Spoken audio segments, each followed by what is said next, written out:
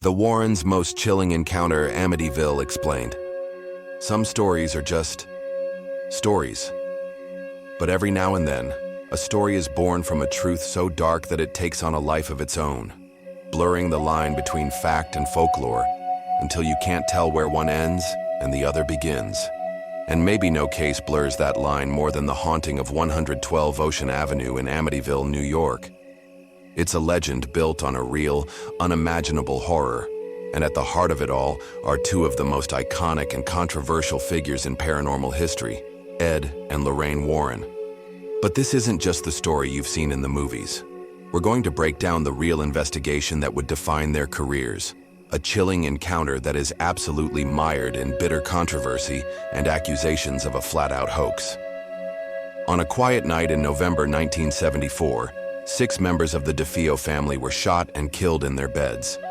The who and the why are one thing, but what has baffled investigators for decades is the how. How did a high-powered rifle not wake any of the other victims in the house? That one single chilling mystery became the foundation for the most famous haunting in American history, and the case that would put paranormal investigators Ed and Lorraine Warren on the map. Section 1. The crime. Before the ghosts, before the Warrens, and before the worldwide media frenzy, there was blood. The Amityville story starts with an undisputed, brutal tragedy. On November 13, 1974, 23-year-old Ronald Butch DeFeo Jr. took a .35 caliber Marlin rifle and one by one murdered his entire family. His parents, Ronald Sr. and Louise, were each shot twice. His 4 younger siblings, Dawn, Allison, Mark, and John, were each shot once as they slept. The crime scene was bizarrely still. All 6 victims were found lying face down in their beds, which led to wild speculation that they were drugged, or, as some paranormal theories suggest, held in some kind of paralysis. When police showed up, alerted by Butch DeFeo himself, who'd run to a local bar screaming his family was dead, the real horror was just beginning to unfold. DeFeo's story was all over the place. First, he blamed a mob hitman. Later, at his trial, his lawyer, William Weber, argued that DeFeo was insane, claiming that voices in the house told him to kill. The jury didn't buy it. They found him guilty on 6 counts of second-degree murder, and he was sentenced to life in prison. Over the years, DeFeo's story would twist and turn again and again. At one point, he even blamed his sister Dawn for the killings before taking it back.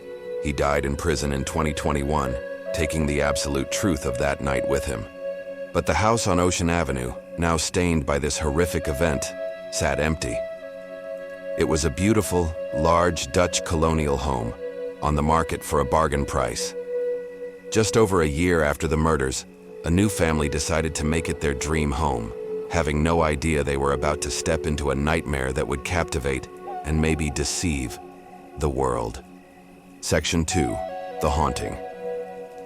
In December 1975, George and Kathy Lutz, along with Kathy's 3 kids, moved into 112 Ocean Avenue, hoping for a fresh start. They lasted just 28 days. In those 4 weeks, they claimed to have suffered an escalating paranormal assault that drove them from the house in terror, forcing them to leave everything they owned behind.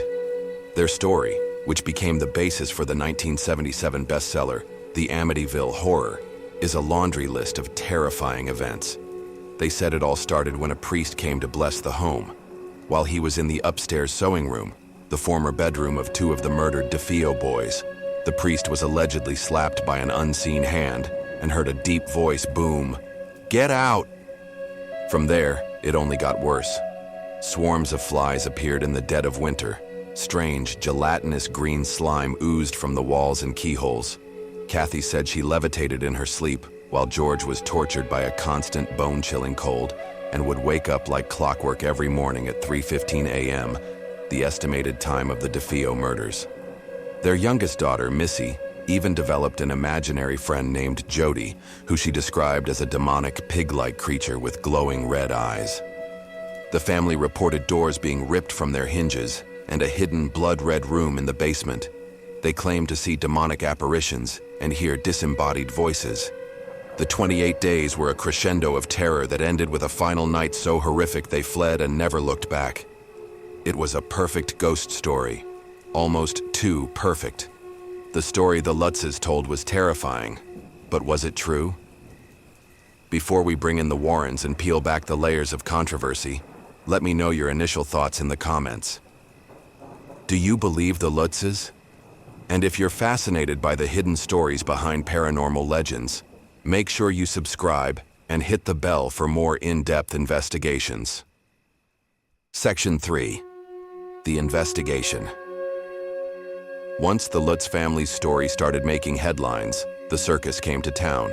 In March 1976, months after the family fled, a TV crew organized a seance at the house, and they called in the most famous paranormal investigators they could find, Ed and Lorraine Warren. This single investigation would tie their name to Amityville forever and launch both the case and their careers into the stratosphere. Lorraine Warren, a self-professed clairvoyant, said she was immediately hit by the oppressive feeling in the home. She famously stated, "I hope this is as close to hell as I'll ever get," and claimed to have visions of the DeFeo murders as they happened. Ed Warren, a demonologist, claimed he was physically pushed around by a dark presence in the basement, an experience he called more intense than any other case he'd ever worked on. The Warrens' team set up cameras all over the house. One of those cameras, an automatic one shooting infrared film, captured what is arguably the most famous piece of evidence from the entire Amityville saga, the Ghost Boy photograph. The eerie image appears to show a small boy with glowing white eyes peeking out of a doorway. To this day, believers claim it's the spirit of one of the murdered DeFeo children. The Warrens declared the house was a genuine demonic infestation. Their involvement gave the Lutzes' story a stamp of expert approval. For a public hungry for proof of the supernatural, the Warrens' investigation seemed like the final piece of the puzzle. It confirmed that the evil that started with the DeFeo family never left the house. But as it turns out, other people there that night tell a very different story. Section 4. The Controversy and the Hoax. For every claim the Lutzes and Warrens made, a counterclaim was waiting right around the corner. The Amityville haunting is just as much a story of skepticism as it is of ghosts. And the most damning accusation came from an unlikely source, Ronald DeFeo's own defense attorney, William Weber. In 1979, Weber flat out told People magazine, "I know this book is a hoax. We created this horror story over many bottles of wine." He claimed that he and the Lutzes cooked up the whole story to make money, and maybe even helped DeFeo get a new trial. Suddenly, journalists and researchers started picking the Lutzes' story apart, and it didn't hold up. They claimed to find demonic hoof prints in the snow, but weather records showed there was no snow on the ground at the time. They described doors being ripped from hinges, but the family who moved in after them found the original undamaged hardware. And maybe the most telling detail of all, during their entire 28-day ordeal, they never once called the police. The Warrens' investigation got hit with criticism too. Other investigators present at the seance said that nothing much happened at all. Marvin Scott, a reporter on the scene, called the whole thing pretty uneventful. Skeptics argue the Ghost Boy photo is likely just one of the investigators, a man named Paul Bartz, pointing out the glowing eye effect is common with infrared film.